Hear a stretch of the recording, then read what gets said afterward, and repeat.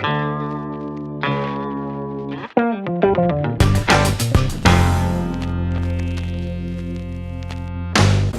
name is Bernhard.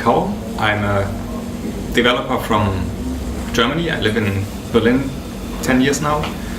I first discovered WordPress in 2009 when a colleague wanted to have something in a WordPress installation and there was no such functionality, so I implemented a plugin and that's how I started. And then a year later, in 2010, I attended my first WordCamp in Berlin, and yeah, since then it took off. And I organized 4 WordCamps in Berlin and Europe twice. I organized a meetup in Berlin and I also attend a meetup in Potsdam. It's a city next to Berlin, and I actually also work in Potsdam, but it's only like an hour. So, okay. Yeah. How did you feel when you learned that Berlin was chosen as the next host city for WordCamp Europe?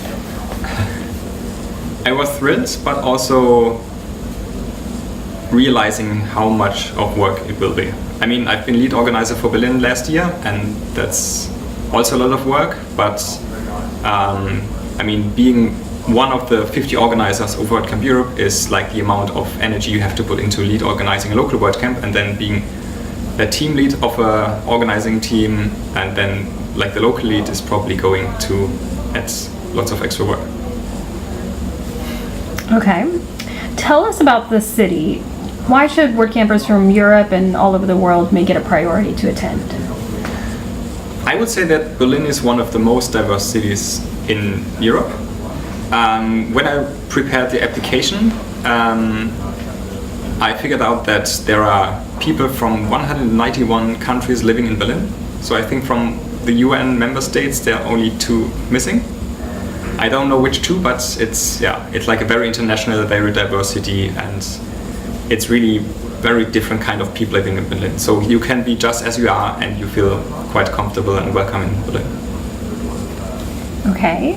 What is the max capacity of the venue? How many attendees are you aiming to have? We are planning for 2,500 to 3,000. I mean, the capacity is a bit higher than that, but that's like a good number to aim for.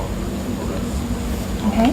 What is unique about the German WordPress community that you might not find anywhere else?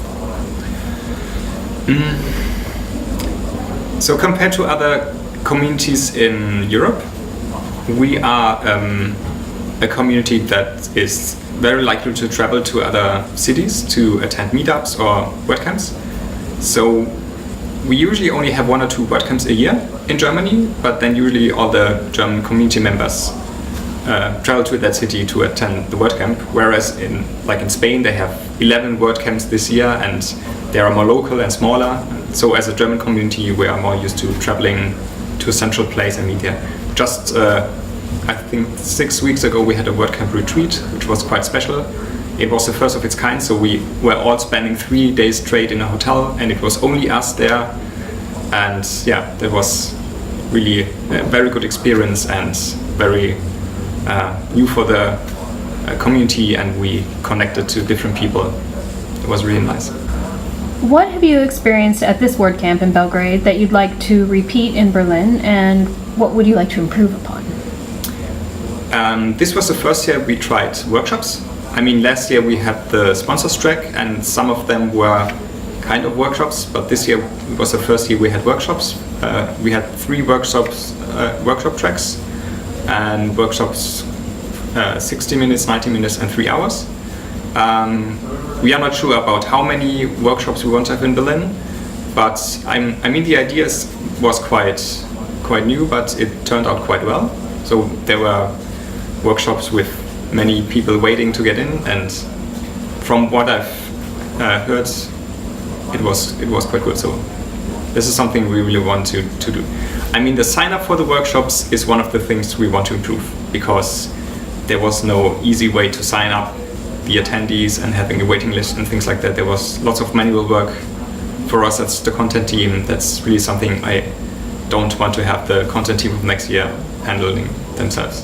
Mm-hmm. Okay. What can WordCamp Europe attendees expect next year in Berlin? Is there anything special planned? There is something special planned, but I don't want to spoil too much. But it's going to be a very unique after party at least. Okay. The nightlife in Berlin is quite legendary. Yeah, it is. Is it possible that it might be an all-night after party? No. No. We don't have a specific end time. So we asked them if there's any time we have to finish the after party, and they said no, not really. I mean, we're probably not going to make it Berlin typical till 10 in the morning, but it's going to be a bit longer than maybe here or in Paris. I heard in Paris people were kicked out at 3:30, I think. Yeah. So when do you and your team plan to start planning? So the idea first came up at WordCamp Europe in Seville. There was a round table of community members who wants to organize WordCamp Europe, not necessarily as a host city, but just joining the organizing team. And that was the first time we really thought about hosting WordCamp Europe in Berlin. And then a year later in Vienna, there was another group gathering together, and we were saying, yeah, we are really interested to have it in Berlin, but we are not quite ready yet for next year. But then last year we had another WordCamp in Berlin, and then we felt comfortable to give it another try. And yeah. Do you know how many other applications you were competing against? There was another application from Barcelona this year.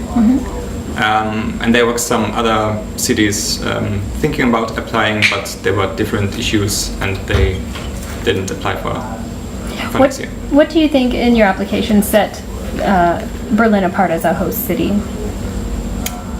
I mean, there are some numbers we have to collect, like prices of hotels and food and direct flights from European cities and things like that. Those numbers really were a lot better for Berlin than for Barcelona, which is probably one of the decision process. I'm not really sure how they decided, but I think also the fact that there was a WordCamp Europe in Spain already, and lots of the organizers really wanted to have a WordCamp Europe in Germany, and especially in Berlin. So I think it was, a good time to apply, and then, having people really be thrilled about Berlin. Mm-hmm.